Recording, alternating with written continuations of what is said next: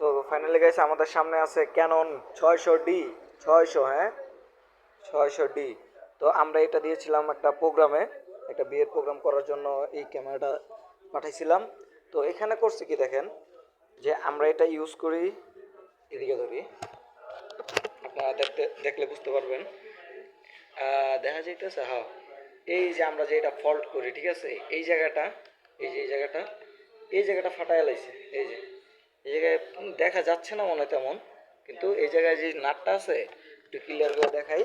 এই জায়গায় যে নাটটা আছে, এই জায়গায় ফাটায় লাইছে, মানে এটা ঠিক মতো ঘুরাইতে পারে না। এটা যে কিভাবে ঘুরানো লাগে সেটা জানে না। আমার ক্যামেরাটার অবস্থাটাই।